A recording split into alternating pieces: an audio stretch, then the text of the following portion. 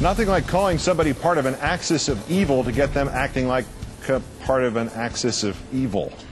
Our third story in the countdown tonight, North Korea, the first member of the axis of evil to hold simultaneous membership in the nuclear club. North Korea's first nuclear test yesterday, coming 6 years after President Bush took office and decided to drop the Clinton administration policy of engagement with the government of Kim Jong-il. A policy that, as reported 3 years ago by the British newspaper The Guardian and also by Fortune magazine, included the sale of 2 nuclear reactors made by a European company called ABB in 2000. ABB's board of directors throughout the 90s and through 2000 included one Donald Rumsfeld. In the 6 years since then, Mr. Bush has refused to engage directly with North Korea, instead trusting communist China to safeguard America's vital interests. China, one of the few countries in regular contact with North Korea, it has consistently failed to dampen the nuclear ambitions of the North Korean dictator. Today, Mr. Bush showed no sign of recognizing that his signature policy of alienating and antagonizing North Korea has somehow failed to produce settlement. The United States condemns this provocative act. Once again, North Korea has defied the will of the international community, and the international community will respond. The Clinton administration had a North Korea policy coordinator as a special advisor to the president from 1997 until the end of Mr. Clinton's term. That was Ambassador Wendy Sherman. Ambassador Sherman joins us now. Many thanks for your time tonight. Good to be with you, Keith. If self-fulfilling prophecy might be too strong a term for this, is the sense of shock and outrage on this administration's part also inappropriate? How could anybody not have seen this coming? Well, I quite agree with you. The administration should have seen this coming. In fact, when President Bush took office, we were in the middle of a very intense negotiation to stop the development of missiles in North Korea, and missiles are important because they deliver nuclear weapons. And the Bush administration decided not to pick up the cards we'd left on the table, even though Colin Powell at the time thought they were pretty good. He got overruled by the President of the United States, as we know, when he sent him out in the middle of a press conference to say, nope, we're not going to follow Clinton, anything but Clinton. And as a result of that, we now have a 400% increase in the amount of plutonium and the number of nuclear weapons that North Korea has under the Bush administration policy. In Bob Woodward's State of Denial, the candidate, George Bush, is quoted as asking the Arabian Prince Bandar in June of 2000, why should I care about North Korea? Why did he not care? And other than the obvious change of the world here today, why should we care now? It's very hard for Americans to imagine they should be worried about North Korea. Most people don't know where it is. It's led by a rather strange leader that people don't understand. There's no oil. There appears to be no immediate impact on people's lives. But if North Korea has nuclear weapons, several things, and they do, several things are going to happen.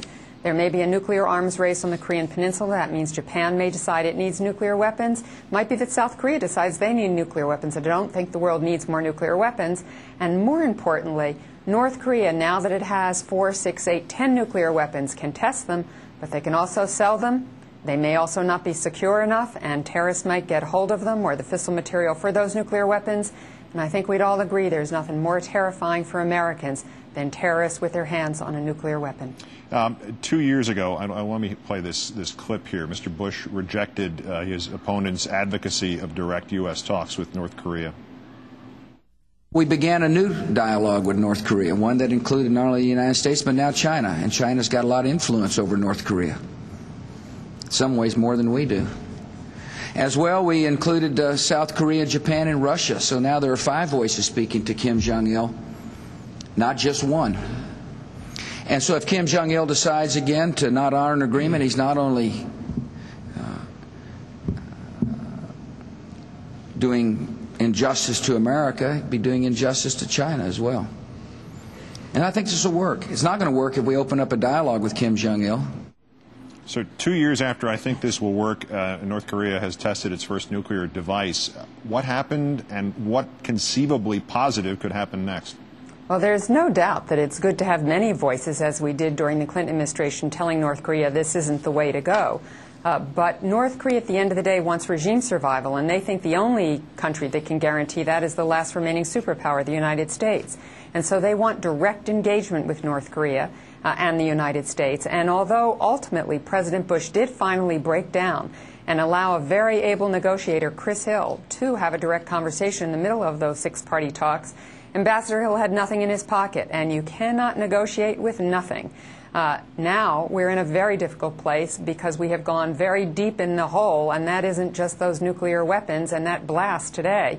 It is about how we get out of this. And after the condemnations and after the sanctions, all of which are necessary because North Korea has to know there are consequences, ultimately we have to get back to talks, and somewhere in there, somehow, there have to be direct talks with the United States. Is a blockade feasible, or that would just make it worse?